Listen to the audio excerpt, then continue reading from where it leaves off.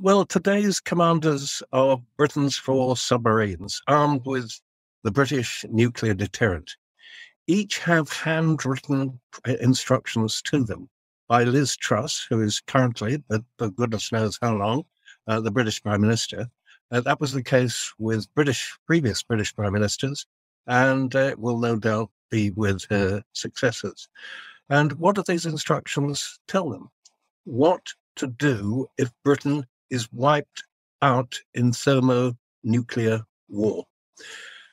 The planning for this began in the run-up to the Cuban Missile Crisis over 60 years ago. Next slide, please. The Director General of MI5 at the time, Sir Roger Hollis, later ludicrously charged with being a Soviet spy, but he wasn't, had a very simple conclusion to all this. In a nuclear war, it's no good envisaging an organized head office for MI5 anywhere. Indeed, there would be nothing to do. In other words, the British view was, in a thermonuclear war between the United States and Russia, Britain would be no more than collateral damage after the first day or so. Next slide, please. Rather too late, in the wake of the missile crisis, every household was given this pamphlet, which, being British, contained advice on caring for pet animals as well as humans. And this is really rather important to talk about, because it was actually working out what to do for pets was easier for most people than working out what to do for themselves. And the first advice was that pets would have to stay inside, so there needed to be pet litters and so on. Next slide, please. Now, had the crisis worsened, the Prime Minister, Harold Macmillan, would have authorized the move to, quote, a precautionary stage in the countdown to war.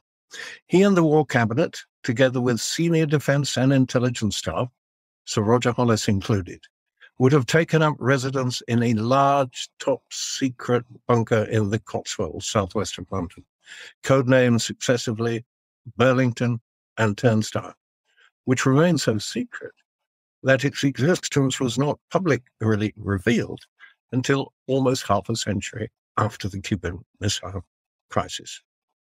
Next slide, please. It is really quite difficult to remember how feeble some of the technology which Britain would have needed to use was in those days. So here is one example, which is well attested in the documents. The main technological problem in advance of the so-called precautionary stage was warning the Prime Minister if a Russian attack was expected if he was driving or being driven in his car outside London. Now, amazing as it may seem nowadays, number 10 Downing Street in those days could not communicate with the Prime Minister's car. So it had to call in the Automobile Association. And this is one of the people who would have been instructed by the Automobile Association's radio to warn the Prime Minister that a nuclear strike was feared. The evidence for this, though it may appear satirical now, like much of British history at the time, is perfectly secure. Next slide, please. Well, time to mention at least one French view of the crisis. Pierre Nora has famously reminded us to study the Cuban Missile Crisis, we have to study what he calls the lieux de mémoire, the sites of memory, as well as the documents. Next slide, please. And there's no doubt what the main lieu de mémoire was and remains. It was the War Cabinet's secret bunker near Corsham. So can I be heard?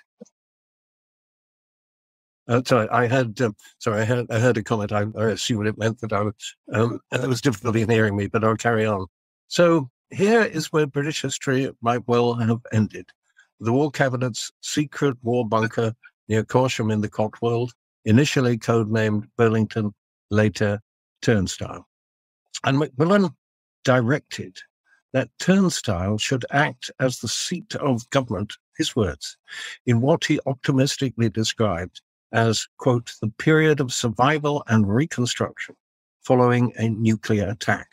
More realistically, in a Third World War, the bunker would probably have provided no more than a short-lived underground refuge for the remnants of British government, while Britain was obliterated forever above them. Next slide, please. Next. Because of the asbestos used in its construction, Turnstile is now abandoned. I was fortunate enough to be able to go there, look around before it was closed, and so shall offer a brief illustrated guided tour. Now you can see the main entrance, but not very well behind the barbed wire. Next slide, please. And this is the lift that I went down in, and others would have gone down in at the final stages of the Cuban Missile Crisis. And this is the lift. Next slide, please. But the other way of arriving was at a secret railway station, which no longer exists. This is what it consists of. Next slide, please. And then if you had arrived there, you would have used this escalator to get into Turnstile. Next slide, please. In one way, it was remarkably up to date. The only transport in the 10 miles, and there were 10 miles of underground roads, was by electrically powered vehicles. And each of them had a little socket, which is really remarkably like Tesla's nowadays. Next slide, please. And these long roads were given names which were sort of romantically reminiscent of those on the surface, like the Northwest Ring Road. Next slide, please. And this is what remains of the bunks. And everybody down there, head of MI5, head of MI6, chief of the defense staff, and so on, would have spent their nights on bunks like this, with one exception. Next slide, please. Only the Prime Minister had a separate bedroom, and had a separate bathroom. Next slide, please. After a nuclear attack began, this sign would have been displayed all around the bunker. Next slide, please. And as they're faded, of course, but what you can see still, well, what you could say when it was still possible to go down there, were the faded remains of the alert board for various levels of nuclear attack. Next slide, please. And there are also huge butterfly valves, which could have been closed, would have been closed, to prevent nuclear fallout contaminating the air conditioning. Next slide, please. And what is still in remarkably good condition is this huge and useless telephone exchange. Well, it would have been initially useless, but there's next to each of the telephones, there's a Rolodex of all the telephone numbers in the United States as well as in Britain that it would have been hoped to contact. But of course, after a nuclear attack, the whole place would have been very inoperable. Next slide, please. This is what remains of the public address center. There are a series of patriotic songs, obviously, God Save the Queen, as it was in those days, and others, but that's all that remains. Next slide, please. Then one of the things that particularly fascinated me, for no particularly good reason, were the kitchens. Now, what did the kitchens mainly consist of? Huge, deep fat fryers, which you can see in the background, mainly used for making chips. And then equally huge tea urns. So it left me with the impression, which I can't prove, but I think is unlikely to be inaccurate, that the last meals in British history would have been what foreigners suppose the British in those days mainly ate and drank. In other words, tea and chips. Next slide, please. Now, the really novel thing from the point of view of what the intelligence officers had to think about in those days was what would they tell their children? The evidence is absolutely clear, and I've written a certain amount about it, that even small children, not all of them, but some small children, realized that the world might end. So who were parents going to turn to for advice? Well, in those days, near an almost majority of British, and I think an actual majority of British middle-class parents, had on their bookshelves Dr. Benjamin Spock's, American doctor, of course, Baby and Child Care, which was the best-selling book in the English language, apart from the Bible at that stage. Next slide, please. So Dr. Spock's advice was that parents should, first of all, always remain calm, because if they appeared to panic, the children would notice and they would panic too. Next slide, please. And the New York Times, of course, even though this wasn't much noticed on the other side of the Atlantic, actually released one of the most extraordinary adverts, I think, in the history of the New York Times. Dr. Spock is worried. Next slide, please. Now, I'm not going to have time to go through all this in detail, but for the 50th anniversary of the New York, probably some of it, but not all of it, I carried out a series of interviews on what adults who had been children during the missile crisis remembered about it.